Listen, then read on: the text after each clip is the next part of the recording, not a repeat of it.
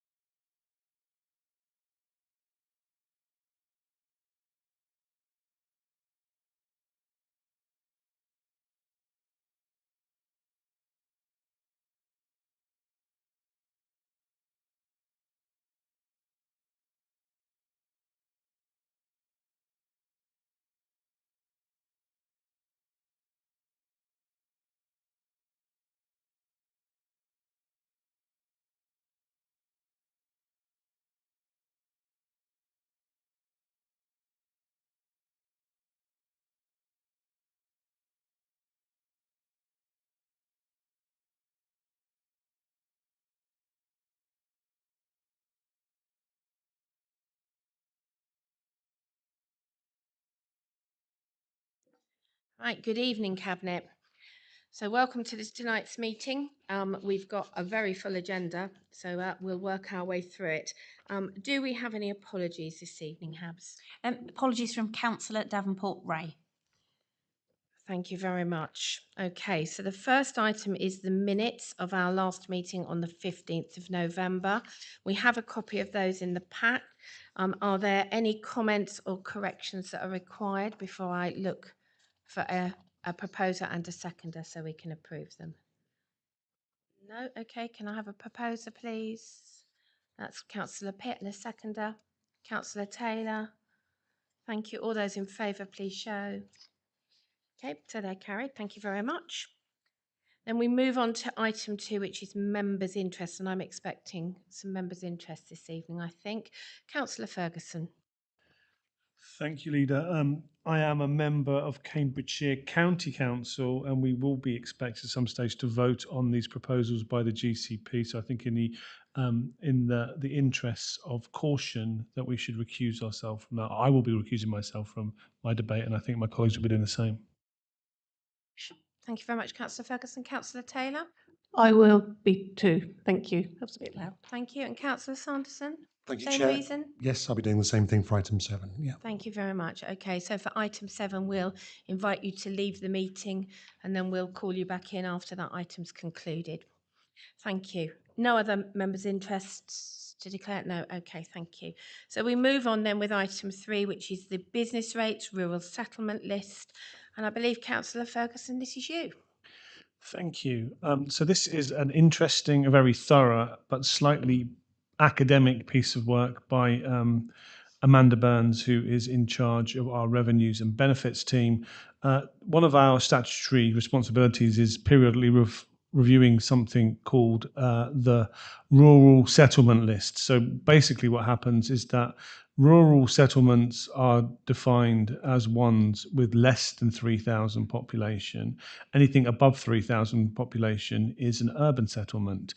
But certain types of businesses, so post offices, pubs, petrol stations, kind of small businesses, in a rural settlement get rates relief, which means they don't have to pay any rates. Now, there is a little hack which can be applied, which means if you have a rural village which has a population of more than 3,000 and you've got a couple of businesses there, you can split the village in two so that both businesses can get rural rates relief. And that's what has been done in the past. We haven't reviewed this for a number of years. But in reviewing this list now, Amanda has found that lots of those, or all of those situations where we have previously split a rural village in two, those businesses have gone out of business because there's been obviously lots of small shops, petrol stations and pubs are the sort of businesses that's closed. And so those distinctions are no longer applicable or necessary. So we're just basically taking them out and defining places, along the 3,000 population criteria. This doesn't affect any existing businesses. And one of the questions that came up in scrutiny is what would happen if a business tried to set up and it was going to, we were going to have to reinstate this. And the answer is that we would as soon as we could. We really want to help those kind of businesses, but we don't foresee that happening in the near future. And I think this is just a housekeeping thing to make it look tidy. So it's an excellent bit of work by Amanda. It doesn't really affect anybody. And, if we needed to, we could reverse it in the future. Thank you very much, Councillor Ferguson. And I'm somewhat embarrassed because seeing as I am ward councillor for Offord Darcy and Offord Cluny, and so is Councillor Mickelberg, neither of us declared an interest. I won't vote on this, but I note your report. Thank you. Are there any questions for Councillor Ferguson? No, a very thorough report. Thank you. Do we have a proposer, please? The recommendation is to approve the changes to Huntingdonshire District Council's rural settlement list effective from the 1st of April 2023. I do so propose. Thank you, Councillor Ferguson. A seconder, please. Oh, sorry. You're over that side. I need to watch. Councillor Sanderson, Sorry, thank you just very before we much. make the vote. Okay, so I'm Buckton as well, so it's on the list. I should have mentioned it Okay, earlier, so yeah. you need to declare as well. Thank you very much. In which case then, can all those who are not exempt and wish to vote, please show if you are in favour of supporting the approval of the changes. Thank you. So that's carried, and abstentions, just for the record, 2. Thank you very much. 3. Thank you. Councillor Ferguson. Can I just beg your indulgence for a second? Amanda Burns, who is the officer who compiled this report and leads our revenues and benefits team, has worked for the council since 2009. And unfortunately for the council, but very fortunately for her, she's taking early retirement this week on the 15th. So I just wanted to take this opportunity to thank her for the excellent work here, her excellent service. We're going to really miss her. And I just thought we would want to record our thanks to her for this excellent report and all the excellent work she's done in the past, and wish her a long and happy retirement. I couldn't agree more, Councillor Ferguson. I've had the pleasure of working alongside her over a number of years, and she'll be a hard act to follow. Thank you. We will note that. Please, would you pass on her thanks to her personally? Okay, then moving on to item 4. So this is the Huntingdonshire UK Shared Prosperity Funding. Councillor Wakeford, one of a number of reports I think you're down to present this evening. Would you like to kick off with report number 1, please? Thank you very much, and my apologies, colleagues, and to the good people of Huntingdonshire who might be watching for the number of goes, yes, that you get of me this evening. But mercifully, my device, which I thought was failing, and I thought I'd have to swap, I have got back with access to my papers, so not stymied on that front. So this is the Huntingdonshire allocation of the UK Shared Prosperity Fund. This is the sort of successor to the European structural funds, which previously were allocated in a somewhat similar way. And the report provides an overview of the proposed areas of activity to be delivered in Huntingdonshire that we have included in the combined authorities SPF investment plan, which is the route to accessing the money. That has not yet been approved by government, which is a limitation to its speed of progress, but we're optimistic. So the report sets out the proposed areas of activity and sets out some delegations as well to facilitate us moving forward.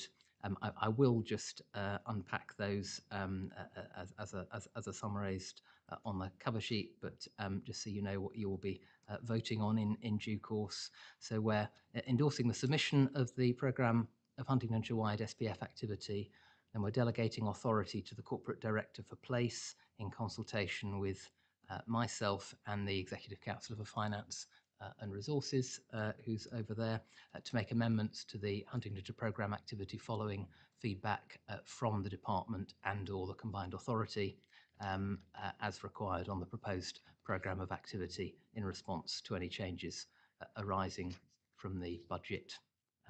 I'm paraphrasing, but you've got the precise wording in front of you there. It's asking a delegation of authority to the Corporate Director Place, the Section 151 officer and the Head of Legal Practice in consultation with myself and the Executive Councillor for Finance to enter into the formal funding agreements to enable delivery of the programme and to enter into all relevant and necessary funding agreements and contracts for the successful delivery of the programme. Finally, on the sheet, but there will be one further recommendation as well to flag from scrutiny, but what's on our cover sheet is to delegate authority to the Corporate Director Place, the 151 officer, in consultation with me and the Executive Councillor for Finance and Resources, as well to reallocate SPF and Rural Fund monies, which are treated together, to existing or new activity to ensure the Huntingdonshire allocation is fully utilised by March 2025. And that's a belt and braces cover, if you like. The particular proposed allocations are set out in Table 3, which is page 6 of the paper. I can't give you the agenda reference in the compiled Cabinet document, but I'm sure you'll have identified it. And it's worth acknowledging, as I did at scrutiny as well, that of course there's no in identifying a proposed division of funding of the scale set out in the paper. There's clearly no sort of single optimal way of allocating money. There are sort of subjective judgments, different ways we might approach this, and the approach reflected here is in line with a decision to consider both obviously our priorities as a joint administration, but also deliverability and ability to link in with other funding streams as well to maximise sort of bang for our buck. Scrutiny, we had a helpful discussion set out in the supporting paper because the timings this month haven't enabled that to have been included in the main paper, which is reflected in several tonight. Just sort of skimming down, really, I was certainly pleased to note support for the gist of the package of interventions from around the table, including from the leader of the opposition group. And there was particular level of support for the active travel and sustainability focus as well, as you see there, which Councillor Gardner picked up. The paper talks of annual updates on activity, which of course we're planning on doing, but also, as is picked up in the penultimate bullet, so 3.8 there, a request that we consider adding a further recommendation to provide an update on the Huntingdonshire programme of activity to overview and scrutiny in Cabinet within 3 months. We think that's entirely helpful. I'm very happy to provide a further update on the development of the new external funding programme as at the end of March. We would ask Cabinet colleagues to note this is moving at pace with timeframes and requirements determined by central government, sort of as and when we get green lights. I would anticipate that the area we're able to invite fullest discussion of that might be most useful at that point is the Rural Fund, which was only able to be covered very briefly in the main paper, given, again, timings. So I'm happy to take any questions if there are any, but otherwise I would move, if I may, to the recommendations, including that addition picked up from scrutiny. Attend the microphone. I was just going to clarify. So the amendment on the end is the reporting back to overview and scrutiny in cabinet in 3 months' time. Indeed. Thank you. Is that okay? You've got that? Are there any questions or comments to Councillor Wakeford? Councillor Taylor. Thank you, Chair. On 2.13, it's good to see that the council will ensure the UK SPF allocation is effectively managed, ensuring spend against agreed funding profile and the delivery of the agreed outputs.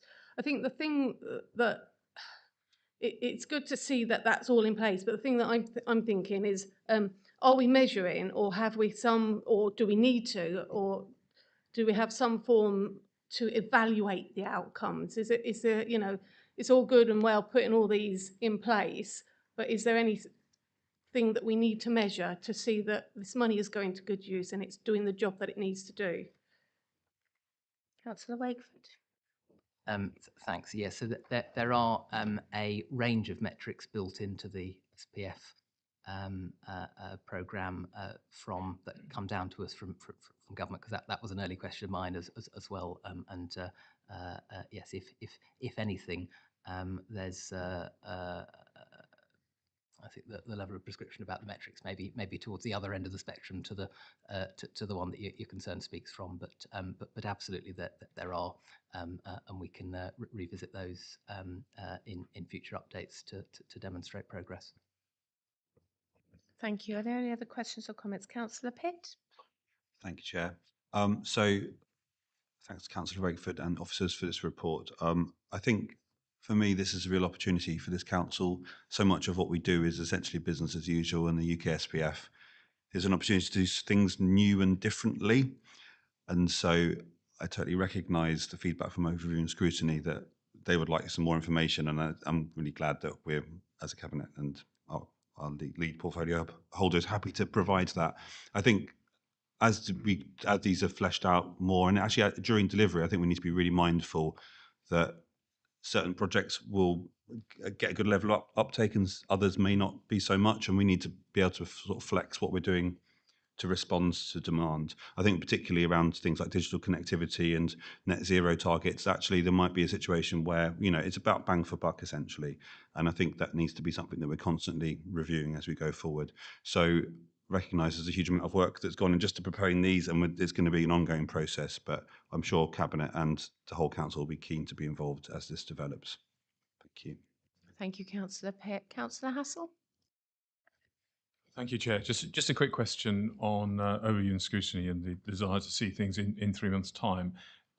What do they expect to see in 3 months, just recognising how long it takes to kick off a programme? I just wonder if they can get more value from having this scrutiny maybe later down, maybe 6 months rather than 3. But Thanks. And no, I'd say that is a good question, and particularly given the limitations imposed by the green light that we still need from central government for the combined authority. I think there is every chance that we may not be a great deal further ahead in many of these areas. But as I indicated, I think the rural fund, which, given the timings of that, came in with a brief reference in the paper. From discussion with officers, I think we are confident that we will be able to use that as an opportunity to help shape the rural fund element in particular. thank you. Thank you very much. Unless there are any other questions then, can I have a proposer, please? Councillor Sanderson, and a seconder, please. Councillor Mickelberg. In which case, can I go to a vote, please? All those in favour of the recommendations as set out in your paper. You'll forgive me for not reading all of them, but please note it's got that final one, and we've got hands up anyway, so that's even better. Thank you very much. That's approved. Thank you.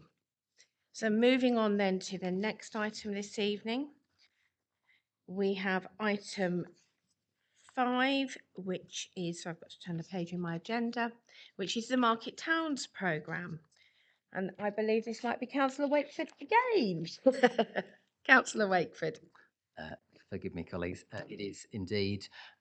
This is the winter update of the Market Towns programme, because we've instituted quarterly reporting, which is a cycle that we inherited, developed fairly recently before our administration joined, but we felt it was particularly helpful to give visibility to this programme, given its importance, the sums involved. So we are very much intending to continue on that cycle, even if it does mean hearing from me on it quite regularly. So this is the third quarterly update since we took up office as a joint administration since May, and in fact it's the fourth time that Scrutiny have had me speaking to them about the Market Towns programme, because it came up in another meeting as well that I happened to be able to join them at. So the paper is fairly full on a number of points. I just highlight sort of key points of note in terms of recent developments. So the consultation on the master plans for Huntingdon, St Ives and Ramsey, we were able to extend into November, because there was particular feedback from one of the market towns. So we were able to extend without adverse implications on timing to the 14th of November, but that has now all closed.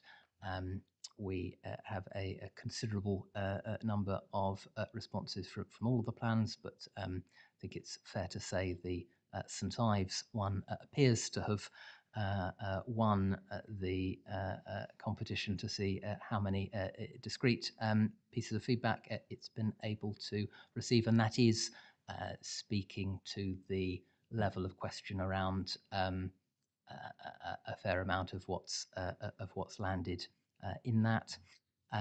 Whereas the Huntingdon and Ramsey master plans feel like they have had a slightly easier ride, but that does not suggest any lack of firm challenge to aspects of them as well. And the team are still reviewing the consultation feedback, so all of what I've said is very provisional. Within St Neots, we've made progress on the highways projects, and we've now into detailed design stage on the transport on the highways projects. They're ensuring procurement of contractors should be able to commence in January. We're working ever more closely with the town council, who are critical stakeholders locally, and increasing the amount of ownership that we're bringing into the programme at that level. And crucially as well, to flag the good news of our bid to secure 1.15 million for Ramsey, for the first project really that was taken out early from their draft master plan, which we've been waiting on news from I think for the last couple of Market Towns updates. There was a delay at the Combined Authority for unrelated reasons to do with entirely separate project that was in the same paper as the Ramsey Produce Hub, but that has now been secured. And as you might have noted in the previous paper, in the SPF paper, we were allocating an amount of revenue spend in that to help make the Produce Hub sort of work. Really, because this is capital funding that's come through to support that here. So those are really the key highlights. There are sections for each of the area of the master planning, and then the Future High Streets Fund, which is the part affecting the programme of works in St Neots. In the paper, which colleagues may or may not wish to pick up and comment on. But just skimming down at the paper, the wayfinding project is picked up in 2.24 onwards, and it might be helpful just to underline what that sets out. So it's a scheme that had been initially developed in 21-22, but wasn't taken forward by the council at the time. HGC has recently decided to recommence work on this project, and officers have restarted discussions with the main project partner, Connecting Cambridge, as to how best to develop and deliver this programme. So there was a lot of discussion on that at scrutiny, and may as well turn to scrutiny comments now. And there were questions about why we're revisiting the project, which I felt was a healthy, challenging discussion. I would just confirm, as set out in the paragraph I've read out. We've not made a decision to proceed with that, rather to understand whether investing in the project can enable us to deliver on our ambitions to promote sustainable and active travel, getting people into town centres, helping ensure their future vibrancy. Having vibrant towns is of particular importance to us, and why Cabinet colleagues were asked this evening as well to approve 155,000 of SPF funding to support footfall in our towns and larger villages under the previous item as well. So there were questions about it, which, as I say, were helpful. I think would invite particular comment from Cabinet colleagues on the wayfinding project, but my suggestion on that is we continue kicking the tyres on it, informed by the scrutiny contributions, to identify what the best way of proceeding with it might be with the project partner, and we can then make a decision about whether or not it does represent value and support the aims I've set out in the way we might hope, and does have adequate response to the challenges set out at scrutiny. Just skimming through other comments, I'm pleased they welcome the additional time for councils and residents to respond on the master plans, underlining our commitment to engaging with key stakeholders and residents. There was a comment about it being a good thing we'd secured the funding for Ramsey. On St Neots, we certainly fully accept that the timescales for the Priory Centre are challenging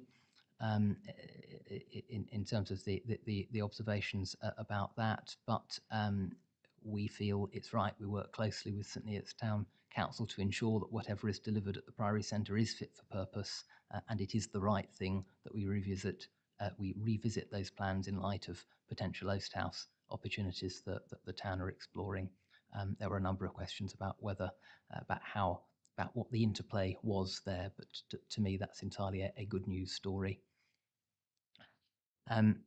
I will park there, I think, because there may be comments, including about the St Neots areas from around the table. But thank you, Chair. Thank you, Councillor Wakeford, and I'm particularly pleased that we were able to keep the consultation open for longer, particularly given the interest, which is most welcome. Are there comments or questions people would like to raise? Councillor Pitt? Thank you very much. So, yes, certainly just picking up on a couple of points. So regarding the Oast House, I have a bit of knowledge of the Town Council's thoughts about that. So just to reassure Cabinet and indeed anyone tuning on YouTube that the objectives of the Town Council in looking at the Oast House is very much to complement rather than frustrate the process of the development of the Priory Centre.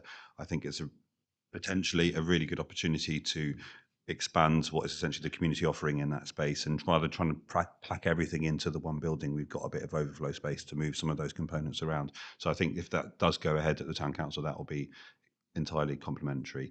Regarding the wayfinding project, I think the challenge from over in scrutiny was really healthy. I think these things boil down to how they're used rather than what the technology is, and so really I think we need to get to grips with, if it's digital signage, who's going to maintain it, what's the message, and what's the long-term impact. I've seen quite a few of these that seem to be in a state of sort of not so much mechanical disrepair, but no one really looking after what's been displayed. and that would be a real shame. So I think, you know, the success of that project and indeed whether we should go ahead really depends on what that message is and who's going to be managing it. So look forward to that ongoing conversation. Thank you. Thank you, Councillor Pitt. Any other questions or comments? Councillor Taylor? Thank you, Chair. I think with the wayfinding project, I tend to, when I'm looking at the viewed scrutiny comments, I tend to agree with them. And I think we need to keep an open mind on this project. And as Councillor Pitt has said, that we need to find a way around this to make it work. Or if not, use the money for something else, because I really do actually tend to agree with some of these comments from overview and scrutiny. Thank you, Councillor Taylor. And that's really good because that's what overview and scrutiny is there to do. Councillor Mickelberg. Just picking up on the wayfinding comments as well, I'm reminded that in Singapore and Hong Kong, they have adopted the signage that you see in London that shows you the map and the areas of interest and so on. And from a wayfinding point of view, perhaps we should look close to home to copy an idea that is popular across the world and has proven very popular with tourists. I also wonder, thinking about some colleagues on the administration who put together some information documents for tourism, which were published over half-term for children, whether or not we could incorporate some of those into the wayfinding project or the output. Thank you, Councillor Mickelberg. Yes, and I must admit, I saw some of those documents and was very taken by them. I'm yet to go around Hinchinbrook Book with my map, but I thought it was very good. Any other comments or observations at this stage? And Councillor Wakeford? If I may come back briefly on a couple of those. No, I absolutely agree with colleagues. It would serve no one, least of all our residents or the users of town centres who we're hoping to support and encourage with aspects of the Vibrant Communities funding we touched on before, and potentially with the wayfinding project, if there are digital signs that are off or are broken or aren't maintained, and if there's no plan for their use, or if they don't represent value for money. So I like Councillor Taylor, agree entirely on that point. But given the potential benefits, my suggestion is as set out in the paper, that we continue exploring this.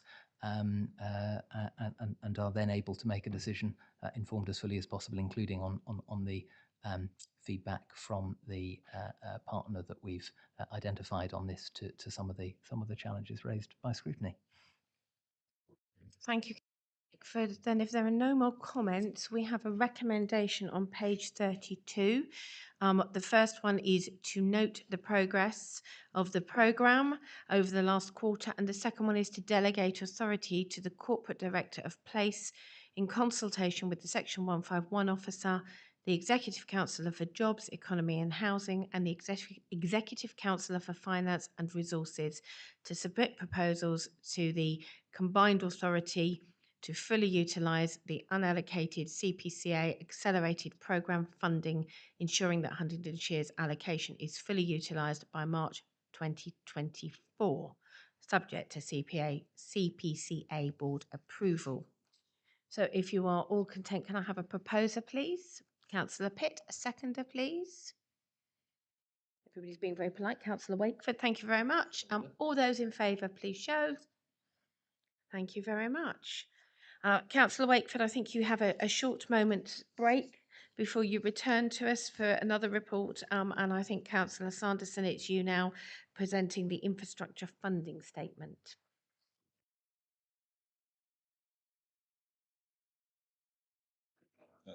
That's it. Thank you very much, Chair. I'm conscious I'm Councillor Wakeford's warm-up act, or is it warm-down act? I'm not sure, but thank you very much for those presentations, Councillor Wakeford.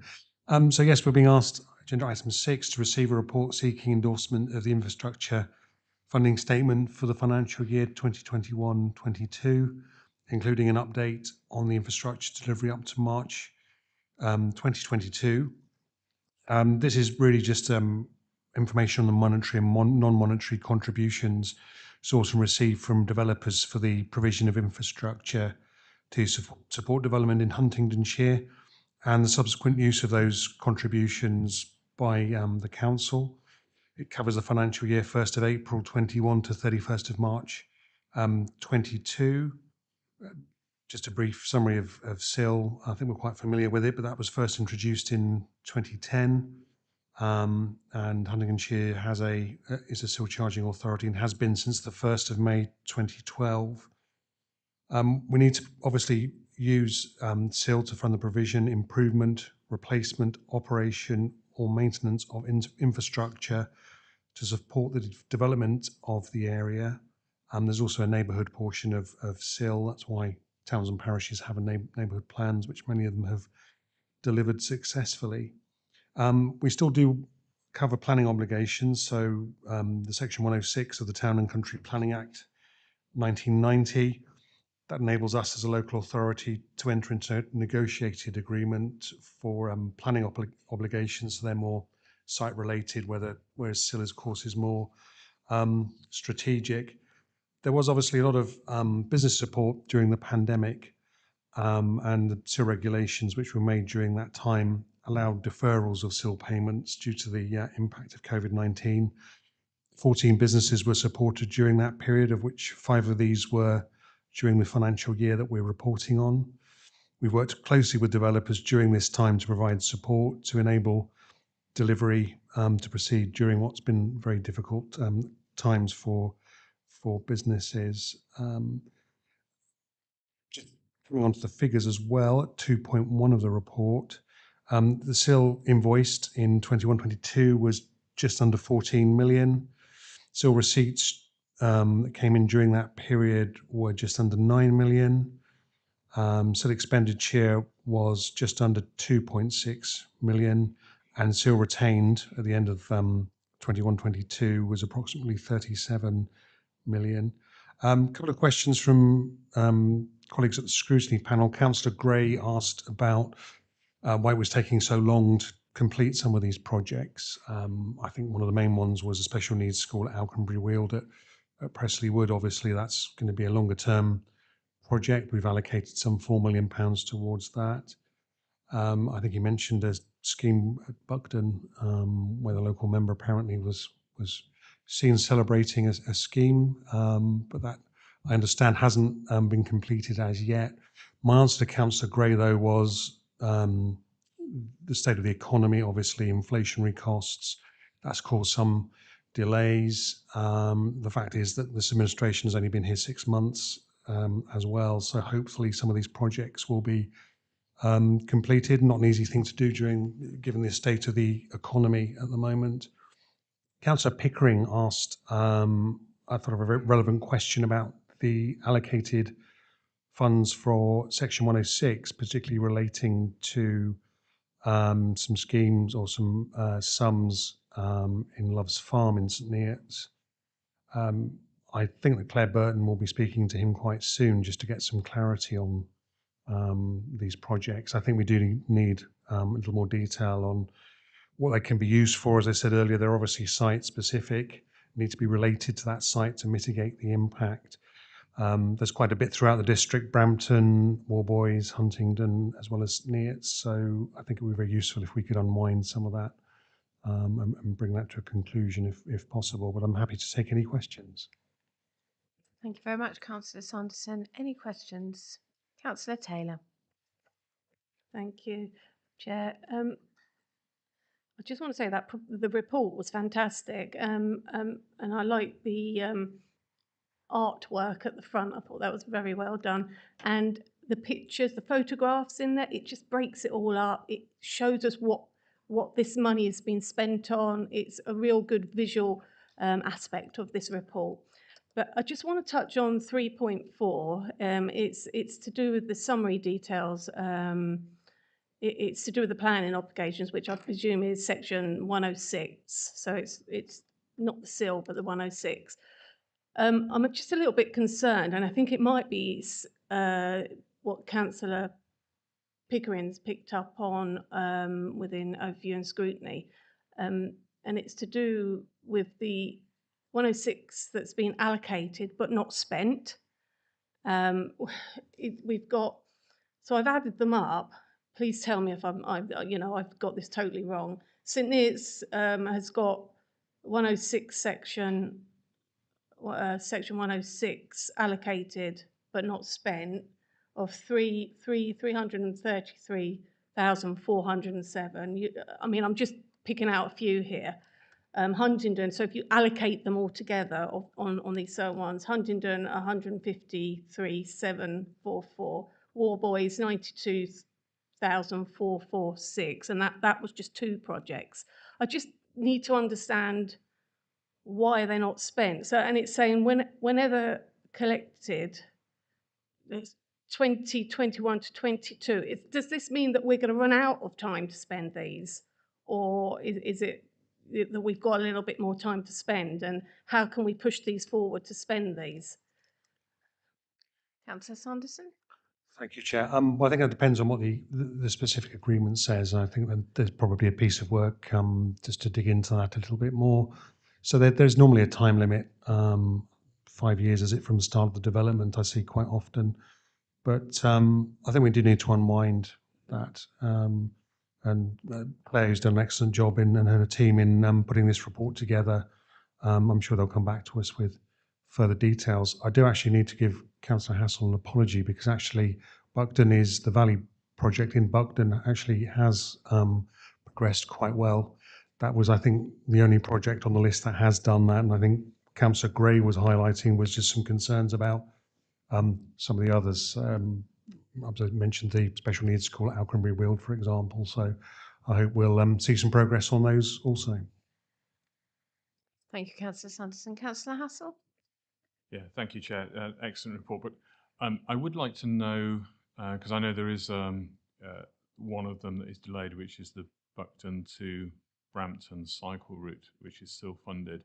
And unfortunately, despite the best efforts of the parish councils, the district council, we seem to be reliant on third parties, and the issue primarily, I think, relates to highways. So it would be good to know where in these delays, where we're waiting on third parties, because I'm pretty certain that what is within our control, we're progressing quickly. Thank you, Councillor Sanderson. Thank you. So I think Councillor Hassel is probably referring to the Great Ouse Valley right-of-way improvements. Is that right? Is that one of them? Or?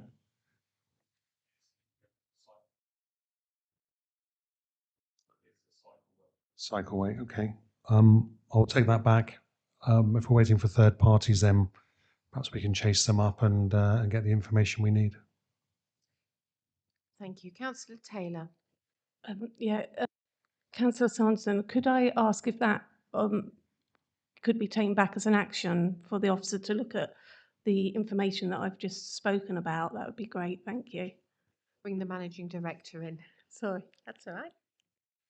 Yes, certainly. I think Cabinet are looking for progress reports, so we'll take that away as an action across all of those outstanding projects. Thank you, Chair. Thank you. Unless there are any other questions, Councillor So yes, Sanderson? absolutely. Councillor Pickering, as I said, made that similar point at scrutiny, so happy to pick that up. Thank you. I think what you're hearing is that everybody is very keen that the things that have been secured do in fact get delivered, and I can thoroughly understand why. Unless there are any other questions or comments, then can I have a proposer, please? Councillor Mickelberg, a seconder. Councillor Hassel. So you have the recommendation in your papers on page 45. So it's to approve the statement that you have before you, and it's to delegate authority for strategic planning in consultation with the Chief Planning Officer to make any final amendments to the IFS if necessary prior to publication. All those in favour, please show. Thank you. So that's carried. Thank you very much. Thank you, Councillor Sanderson, and thank you to the officers. I also enjoyed a report that also had some illustrations of the work that's actually been done. That's superb, thank you. And I think then we move to item 7, and Councillor Wakeford, you're back. And we're going to invite our county council colleagues who've declared an interest to leave the room. So we will just give them a moment. We will come and let you know when the next item is ready for discussion.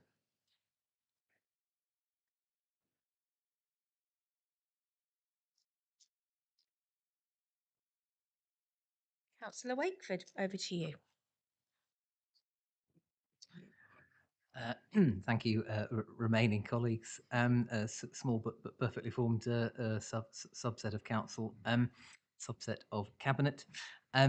This is a paper on the Greater Cambridge Partnerships Making Connections consultation, which we are all well familiar with. The GCP have run, I think, a couple of engagement events specifically with us as HDC during and prior to their formal consultation period, and there has been a great volume of debate about this, quite understandably, in all sorts of quarters. So you'll be pleased to know I'm not going to take you through the briefing on what's contained in the consultation. But the paper includes a draft response letter set out at Appendix B.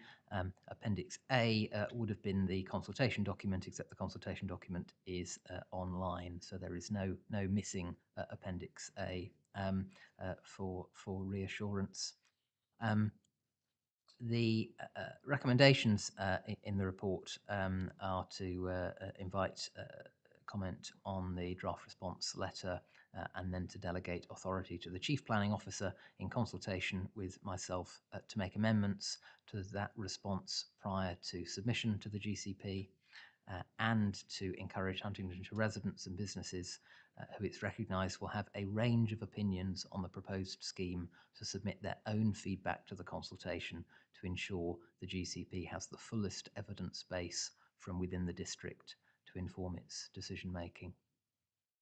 And I think that point is key, because we've sought to draft a response on behalf of the district council, but it's in no full sense a response on behalf of the entire district, given the diversity of views and concerns, and so a wish for residents to engage and flag their own questions and circumstances to the consultation is key.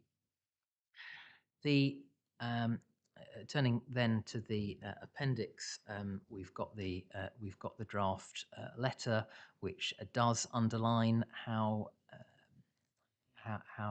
positive, how welcome the key proposals on buses and associated public transport infrastructure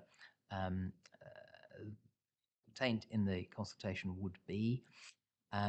We are hugely supportive of what would be achieved there in terms of climate change concerns, but also residents' convenience, access to and from Cambridge City for work, for leisure, for education, and the sort of impacts in terms of making the wider bus network more sustainable as well. If we can bring a critical mass of usage, I think are all hugely welcome, and aspects of that are set out in the opening paragraphs of the letter. But we do continue to have concerns with some aspects of the proposals, particularly the impact they may have upon lower income residents living in rural communities, and businesses who are all in the immediate term facing incredibly challenging times as we live through a cost of living crisis and high inflation against a background of great economic uncertainty. I'm quoting the fifth paragraph in the letter there.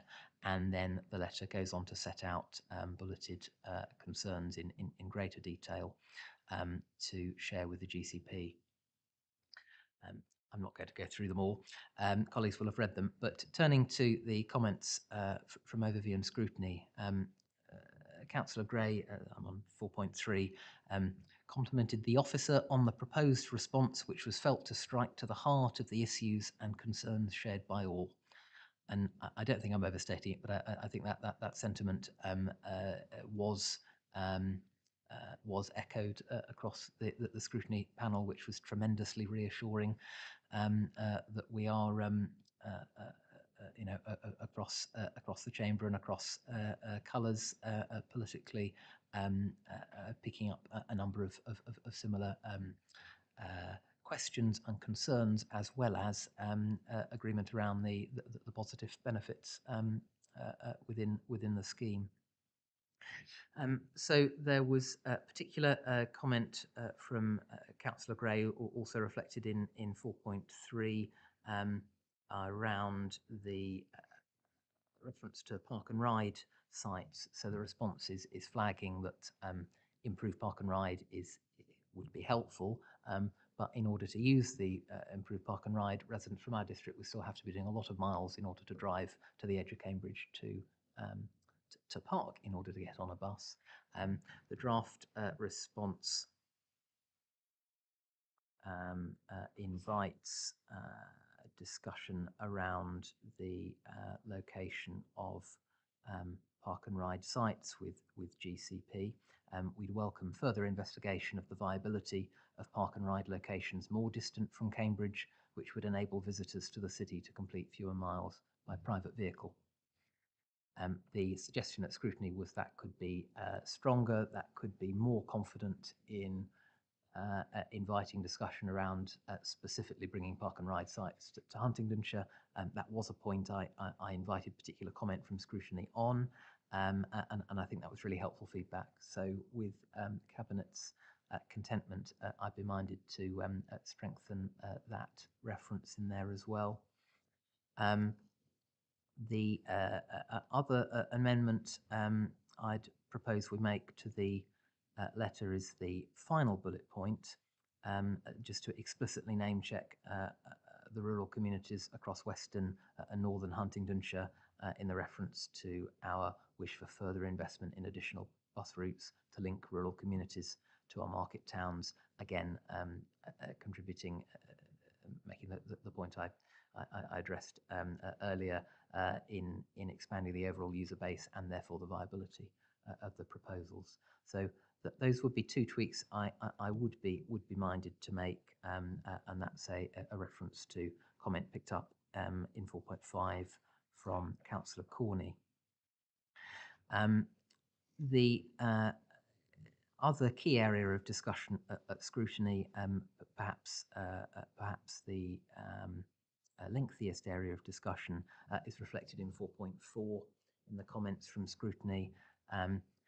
Councillor Martin expressed concerns over the proposed charging within the area of the Addenbrooke's hospital site, particularly that those using this route are potentially at a loss of income from illness or caring for a relative.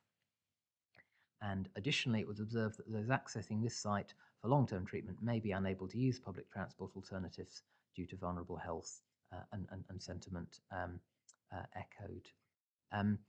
This is a reference to the the fourth bullet up from the bottom. I think that there were some really emotive contributions made from councillors with a personal experience of visiting the site and relaying conversations from residents and through town and parish councils, making similar points, which we I think actively recognise and sympathise with, and have informed the strength of challenge in the bullet in the letter here. The bullet picks up points around the refund strategy, because if it is complex to claim, it will not be claimed. It will not be claimed by the people who really need it reliably, and it will feel like a barrier. So the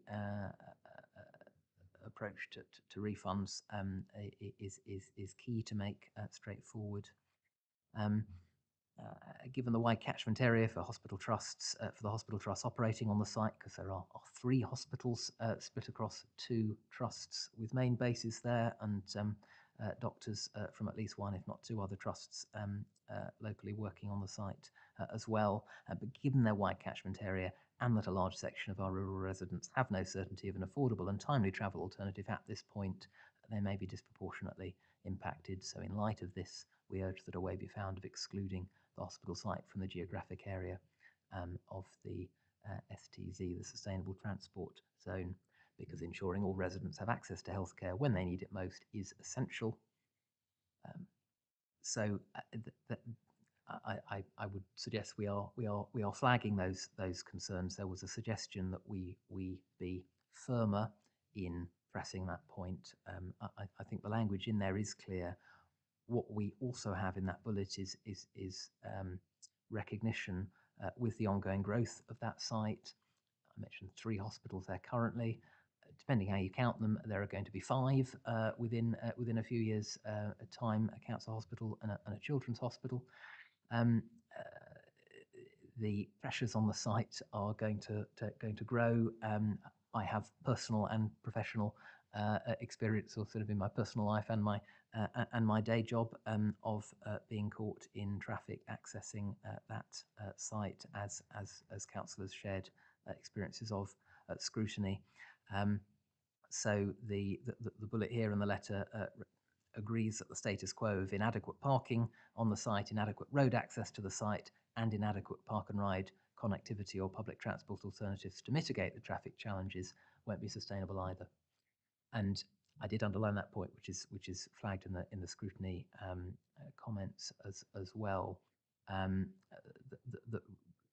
To me, for us to be any more pointed about this, I think the onus really is on us to suggest what might be a better approach to combating congestion on the site, because I've referenced the number of hospitals, trusts, or hospitals as part of the trusts on the site, but there are an enormous number of jobs split across other employers on that site, university and private sector as well. They are growing. There's a train station, Cambridge South, that for a large part of my life growing up previously in Cambridge was a sort of an idea long on the horizon, but it is now happening. I am reliably informed by those who can tell the difference between different levels of commitment from government, and it seems difficult to believe that is not going to increase further the amount of traffic into the site from people in the south part of Cambridge using it to access London, even if its primary objective is to bring workers to the site. So for me, recognising the difficulty of that decision and the absence of an ideal approach is key to any sort of constructive good faith contribution on this point in the consultation. So I'm minded to leave that bullet as it is, but I would welcome any reflections on that and on the discussion at scrutiny on that point in particular. I'll stop there. Thank you very much, Councillor Webb. Any comments or questions at this stage? I think we've had a very thorough report. Councillor Hassel? Yeah, I think the letter is very balanced, and I support your viewpoint, particularly as it's very easy to shoot things down, and I think it's important that someone puts forward an alternative proposal, because ultimately underlying this, we do have a huge traffic problem, particularly around Addenbrooke's, as you said. So I support your comment, your proposal even. Thank you. Councillor Pitt?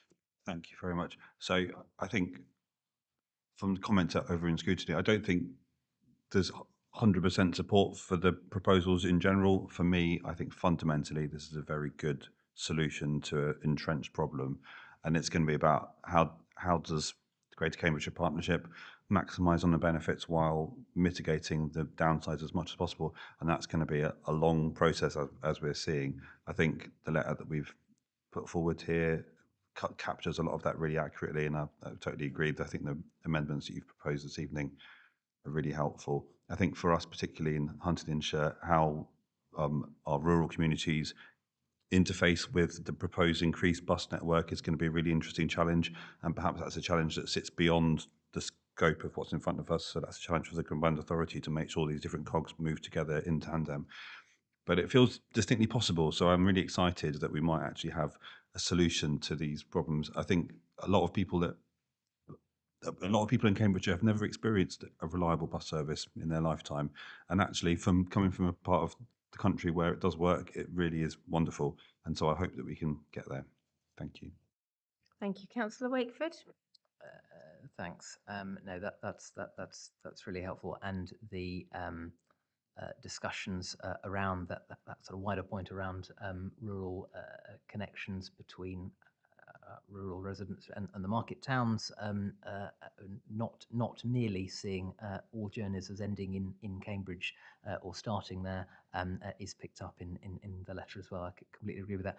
Councillor Pitt did mention a small slip of the tongue in the terminology, but it is helpful to flag, if I may, the Greater Cambridgeshire Partnership. It's of course the Greater Cambridge Partnership, which does not include Huntingdonshire District Council, and we made that point clear at scrutiny as well, and I think there was recognition that our role can only be influencing, as we are not former members of the GCP.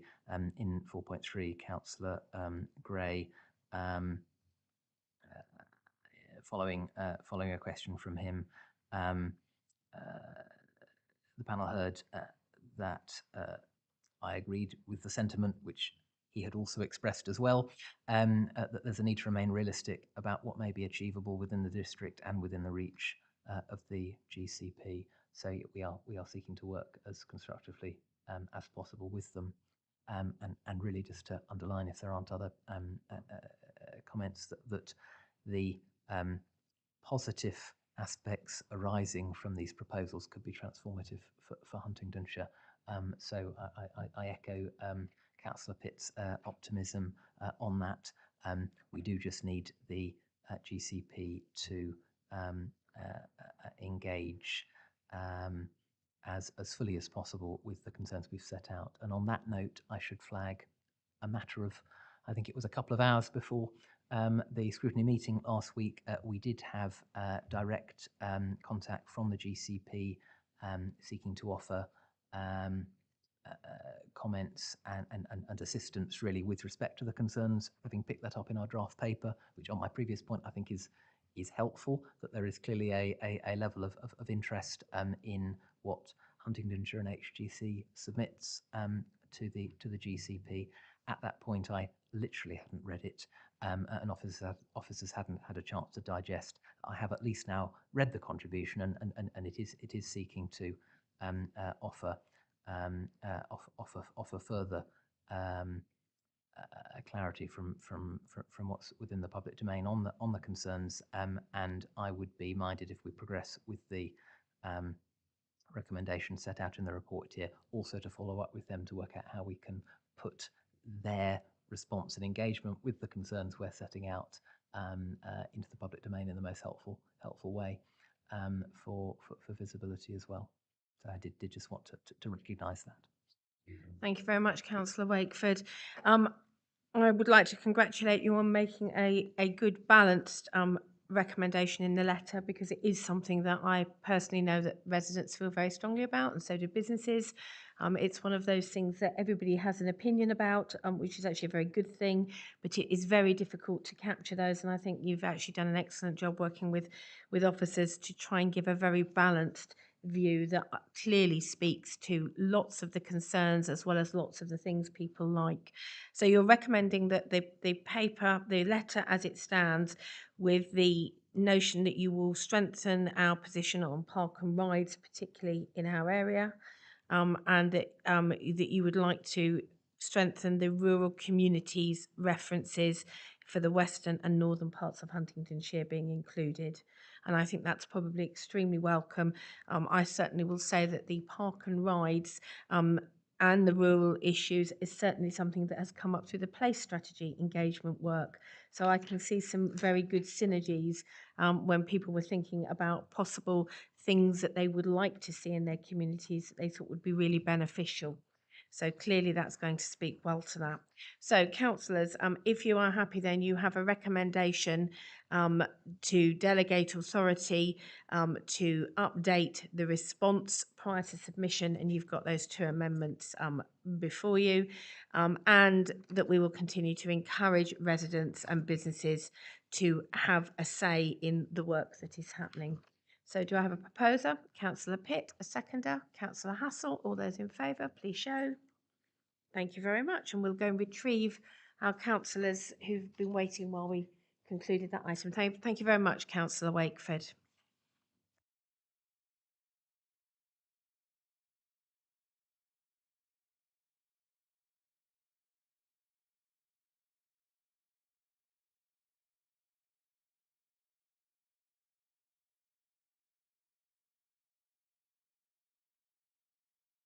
I think asking our councillors to recuse themselves out into the vestibule has proved to be a slightly colder experience than it might normally be. Apologies, councillors, that we took a little while to reach our conclusion, but thank you very much. If I can move on then to item 8, Councillor Mickelberg, this is you. This is Finance Performance Report 2022-23, Quarter 2. I am very fortunate that I have the subject matter experts in the room, and unlike Councillor Wakeford, I'm able to save my voice. So I will pass across to Karen, and then I'll pick up the comments from overview and scrutiny afterwards.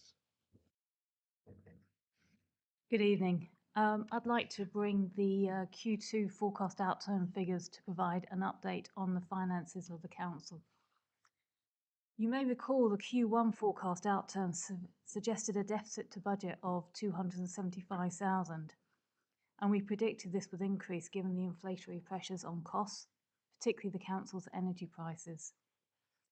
The Q2 forecast presented today has been updated with the impact of these pressures, and whilst the deficit has increased to 418,000, worse than budget, the deficit is not as great as we feared. Our waste recycling credits are higher than budgeted as a result of increases in both volume and price achieved. We're starting to see benefits from in-year initiatives within the operations and services. Some council services have seen increases in revenues, and Treasury investments have given higher returns than expected due to higher interest rates.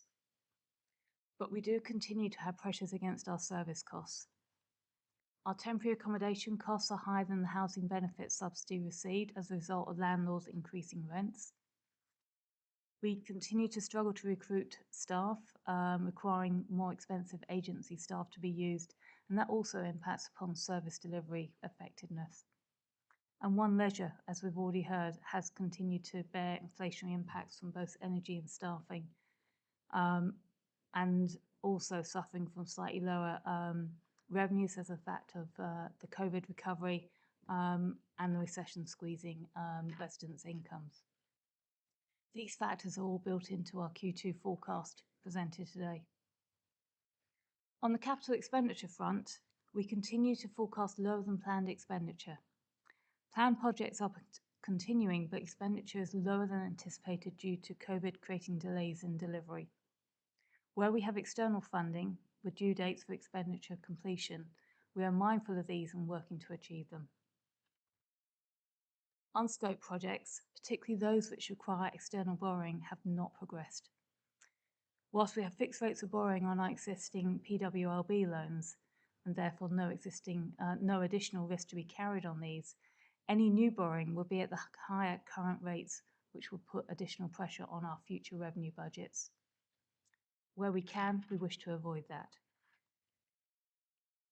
And then just commenting on council tax and business rate collection rates. Given the downturn in the economy, we continue to closely monitor our income rates. I'm pleased to say these remain either consistent with or better than performance achieved last year. Thank you very much. Councillor Mickelberg, were you going to say anything? You look poised, and if not, I will move to comments or questions. Councillor. I was just going to bring on the comments from overview and scrutiny. So all of the questions from overview and scrutiny were into detail about specific line items, which I don't think are appropriate to bring back here. They were happy with the high level figures, and as a result were minded to be supportive of the document, with the exception of wanting further information, particularly around One Leisure in detail at a later point. And that action and activity will be taken away and is being handled within the overview scrutiny timetable for January. Thank you very much, Councillor. Are there any comments or questions? It's a very thorough report and lots of things that I know that we have discussed elsewhere. So I'm not surprised if there are less questions and comments here. I'd like to thank you very much because it's really helpful to have the level of detail, but I do also appreciate there was quite a lot of interest in some of the very specific figures, which is really pleasing to see that the scrutiny level is at that level of detail. In which case then the report, the recommendations as part of that report is to, sorry, let me just find it on page 119, is that Cabinet considers and comments on the performance as detailed, and that Cabinet is invited to consider and comment on the capital finance performance. Have I got the right page? Yes, I have.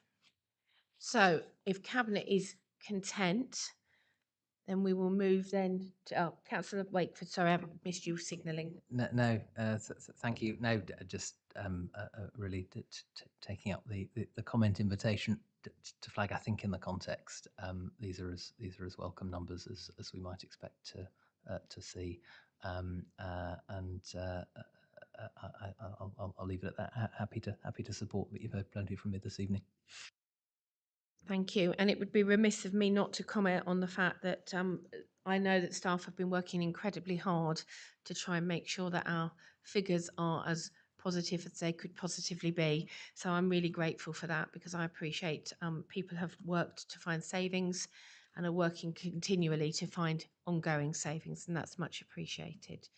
In which case then, can I have a proposer, please? Thank you, Councillor Wakeford, and a seconder, please. Thank you, Councillor Taylor. All those in favour of the recommendations? Well, it says invited to consider. Is it a formal recommendation to vote? We can just acknowledge it. Thank you very much. You see, I'm getting carried away with proposers and seconders and voting, which is why Councillor Mickleborough was looking slightly bemused. In which case, then we will note it. Thank you very much. Thank you very much. Are you staying with us for the next report, or is that we're swapping seats? Fantastic. Thank you very much. Fantastic. So this report is the Treasury Management 6-month performance review. That's correct. So this is the 6-month update for the Treasury Management activity. That's for April to the end of September. If I could just take a few minutes and just highlight some of the key points. On investments, short-term investments, we've got an extra 10 million at the end of the period, which has been invested at an increasing interest rate. So we had about 0.5% at the beginning of April. By the end of September, we were up to 2%, and in fact, at the moment, it's about 3%. So we're looking at still increasing interest rates. On the borrowing side, we haven't borrowed anything. There's no new borrowing, short term or long term. So all that's happened with the borrowing is that we've paid off some principal, about 100,000. And the biggest thing that's happened in that 6 months was that Places for People have paid off their loan. So we lent them some money about 4 or 5 years ago, and they paid it off at the end of September. That was about 4.8 million. We then paid off the associated PWLB borrowing in October, so it's not in this report, but we've now paid that off. So we're 4.5 million down on our PWLB borrowing now than we were at the beginning of April. And I think those are probably the main highlights. If there's any questions. Mickleborough? Again, just picking up on the comments from overview and scrutiny, there was a question around the early repayment of the loan and whether or not it would impact any revenue. And the answer was yes, but not a large amount. It was we'd given at the time, I think it was Luminous, wasn't it? Still, but what we lent to them at was a very small margin, and therefore it's not going to have a great impact on us. The other question, Councillor Grade asked a question around the amount of income that was being shown from the commercial property portfolio, and it turned out it was just a bit of a misunderstanding as to the figures. He thought it was the annual figure, but it was a 6-monthly figure, so that's been cleared up since. Other than that, open scrutiny were encouraged. Well, they encouraged Cabinet to endorse the report. Thank you. So you're being invited to note the Treasury management, but are there any comments or questions? Councillor Taylor. Thank you. Just want to know on 4.2. So it's the maturity loans through the Public Work Loan Board. So it's a fixed rate there. So are those long-term fixed rates? They're not going to end at any time. I'm not sure if I'm on. I think the dates are in there's a table that tells you the dates, I think. Isn't it? Yeah. So if we go to table 4, it's that one.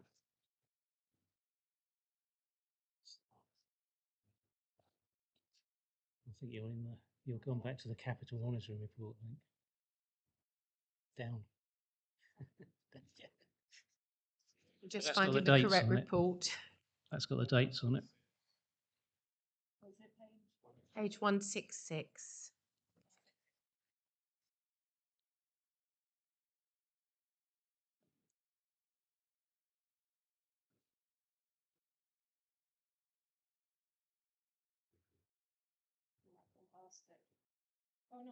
Yeah, keep going. Yeah. So we're looking at which table is it? We're looking at table 4. Is that correct? It's the one before table 4. It's the one before table 4. Yeah. Tables 3.5 or 3A. Okay. There you go. Yeah. On page 166. So in the final column, that's the years to maturity. So most of those are 20 odd, 30 odd. We've got one with 1 year, but that's the Cambridge Regional College loan. So that'll end when they pay off their money. So it's the same as People for Places. So I think that the question really is about whether we need to refinance anything and not in the short term. Okay. Unless there are any other comments or questions, then Councillor Pitt. Thank you. Thanks for this report. So just check regarding the Places for People loan that was repaid early, and then we've repaid the Public Works Loan Board. Were there any fees involved in early repayment for either of those transactions? No, but we got a premium because of the way the interest rates have moved. We didn't have to pay back as much as we owed the PWLB, I suppose, is the short answer, but we did have to share that with People for Places for People. So we shared it with them at 50-50. So there weren't any fees. We haven't had to pay anything extra. In fact, we've made a bit of money on it, although we've lost the margin. It's always welcome when it's positive news. That's good, thank you. Any other comments or questions? Because if not, then we're going to move to note that report rather than voting it. So, Councillor Wakeford. No, just I was intrigued by the question as well when it was raised at scrutiny, and I think yes, I'm certainly reassured in the context. It's not a great hit to the council's finances, the early repayment, and as we're reminded of in 3.1, the SIP for Prudential Code prevents us borrowing to invest primarily for financial return. It was, of course, not an investment primarily for financial return, and we're familiar with what Places for People are doing with the investment that they've sourced from a variety of places. So I think, yeah, that is a concern that we need not have, and I just pick up as well as reassurance. It's discussed in 3.2 around the borrowing strategy and activity during the period, but as outlined in the Treasury strategy, the authorities chief objective when borrowing has been to strike an appropriately low risk balance between securing low interest costs and achieving cost certainty over the period, and we've seen evidence of that in the report. So, at risk of us being a bit boring, I think boring is good in this context, and I'm tremendously reassured by the report. Again, in the wider financial context, this feels as reassuring as it might be. So, thank you. Thank you, Councillor Wakeford. In which case then, although we note the report, you are being asked to recommend the report to Council for consideration. So I will ask for a proposer and a seconder, please. Proposer? Councillor Wakeford, a seconder. Councillor Pitt. All those in favour, please show. Thank you, that's carried. In which case, that concludes the main part of the meeting, and we moved to item 10, which is the exclusion of the press and public. So if I can invite the press and public to depart, I will read the official statement. In accordance with the... Oh, We can just hang fire. We'll just wait for Chris to confirm that stream has ended. I need to read this statement first, though, don't I? Yes, so it's the wording on the agenda. Wording on the agenda, Yeah. thank you. Yes, just want to make sure. Okay, thank you. So to resolve to exclude the press and public from the meeting because the business to be transacted contains information relating to the financial or business affairs of a particular person, also any particular person, including the authority holding that information. So at that point, live stream will need to end, and we say good night to those who've been watching us.